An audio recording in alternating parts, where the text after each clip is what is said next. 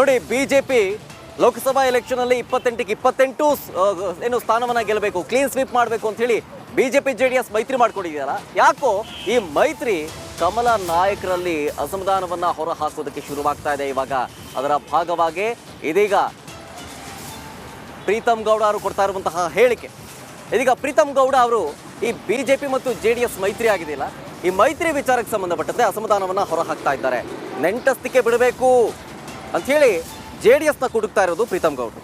ಗೌಡರಿಗೆ ಮಂಡ್ಯ ಹಾಸನದಲ್ಲಿ ನೆಂಟರಿರ್ತಾರೆ. ನಮ್ಮ ಸಂಕಲ್ಪ ಕುಟುಂಬ ರಾಜಕೀಯ ವಿರುದ್ಧ ಇರಬೇಕು. ರಾಷ್ಟ್ರ, ರಾಜ್ಯ, ಹಾಗೆ ಮಂಡ್ಯದಲ್ಲೂ ಕೂಡ ಅಷ್ಟೇ ಕುಟುಂಬ ರಾಜಕೀಯ ಇದೆ. ಹೀಗಂತೇಳಿ ಮಂಡ್ಯದ ಬಿಜೆಪಿ ಕಾರ್ಯಕಾರಿಣಿ ಸಭೆಯಲ್ಲಿ ಪ್ರೀತಮ್ ಗೌಡರು ಹೇಳಿಕೆಯನ್ನು ಕೊಡ್ತಾ ಇದ್ದಾರೆ. ನೋಡಿ, ಒಂದ್ ಕಡೆ ಕಾಂಗ್ರೆಸ್ 20ಕ್ಕಿಂತ ಹೆಚ್ಚು ಸೀಟ್ ಗೆಲ್ಲಬೇಕು ಅನ್ನೋ ಟಾರ್ಗೆಟ್ಟು, ಜೊತೆಗೆ ಸೂಕ್ತ ಅಭ್ಯರ್ಥಿ, ಗೆಲ್ಲೋ ಅಭ್ಯರ್ಥಿಗಳನ್ನ ಏನು ಕಣಕ್ಕೆ ನಿಲ್ಲಿಸಬೇಕು ಅಂತ ಹೇಳಿ ಕಾಂಗ್ರೆಸ್ ಹೋರಾಟ ನಡೆಸ್ತಾ ಇದ್ದಾರೆ. ಮತ್ತೊಂದು ಕಡೆ ಬಿಜೆಪಿ ಜೆಡಿಎಸ್ ಮೈತ್ರಿ ಮಾಡ್ಕೊಂಡಿದೆ. ಆದರೆ ಈ ಮೈತ್ರಿ ಯಾಕೋ ಕಮಲ ನಾಯಕರಲ್ಲಿ ಇಷ್ಟ ಇಲ್ಲ ಅಂತ ಕಾಣಿಸುತ್ತೆ. ಹಾಗಾದ್ರೆ ಪ್ರೀತಮ್ ಗೌಡರು ಈ ವಿಚಾರಕ್ಕೆ ಸಂಬಂಧಪಟ್ಟಂತೆ ಏನು ಹೇಳಿದ್ರು, ಬನ್ನಿ ನೋಡೋಣ.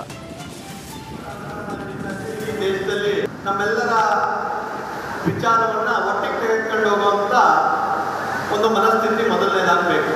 ಆ ಮನಸ್ಥಿತಿ ಏನು ಅಂತ ಹೇಳಿದ್ರೆ, ನನಗೆ ಅವ್ರ ನೆಂಟರು, ನನಗೆ ಇವ್ರ ನೆಂಟರು ಸುದ್ದಿ ಬಳಸಿದ್ರು, ನಮಗೆ ಹಾಸನ ಗೌಡರು ನೆಂಟರು ಅನ್ನೋ ರೀತಿಯಲ್ಲಿ ನಮ್ಮ ಇಡೀ ಸಂಬಂಧ ಇರುತ್ತೆ. ನಾನು ಹಾಸನದಲ್ಲಿದ್ದರೆ ಯಾರು ಮಂಡ್ಯದಲ್ಲಿ ಗೌಡರು ಅವ್ರು ನನಗೆ ದೊಡ್ಡಪ್ಪನ ಅಣ್ಣನ ಮಗಳ ಕೊಟ್ಟಿದ್ದೆ ಅವ್ರಿಗೆ, ಹಂಗಾಗಿ ಅವ್ರು ನಮ್ಮ ನೆಂಟರು ಅಂತೀವಿ. ಹೌದಾ ಇಲ್ವೋ? ಆ ನೆಂಟಸ್ತಿಕೆಯನ್ನು ಮೀರಿ, ವಿಶ್ವಾಸ, ವೈಯಕ್ತಿಕ ವಿಶ್ವಾಸವನ್ನು ಮೀರಿ ನಮಗೆ ಪಕ್ಷ ಬೇಕು, ಆ ಪಕ್ಷಕ್ಕಿಂತ ದೇಶ ಮುಖ್ಯ ಅನ್ನೋ ಭಾವನೆ ಬರಬೇಕು ಅಂತ ಹೇಳಿದ್ರೆ ನಮ್ಮೆಲ್ಲರ ಮನಸ್ಥಿತಿ ಒಂದೇ ರೀತಿಯಲ್ಲಿ ಇರಬೇಕು. ಆ ಮನಸ್ಥಿತಿ ಸಮಾಜವನ್ನು ಕಟ್ಟೋ ರೀತಿಯಲ್ಲಿ ಇರಬೇಕು. ಮತ್ತು ಏನು ಕುಟುಂಬ ರಾಜಕಾರಣ ನಡೀತಾ ಇದೆ ಇಡೀ ದೇಶದಲ್ಲಿ, ಆ ರಾಜ್ಯದಲ್ಲೂ ಸೇರಿದಂತೆ ಮಂಡ್ಯದಲ್ಲೂ ಸೇರಿದಂತೆ ಪ್ರತಿ ಭಾಗದಲ್ಲೂ ಏನು ಕುಟುಂಬ ರಾಜಕಾರಣ ನಡೀತಿದೆ, ಆ ಕುಟುಂಬದ ರಾಜಕಾರಣದ ವಿರುದ್ಧ ನಮ್ಮ ಸಂಕಲ್ಪ ಇರಬೇಕು.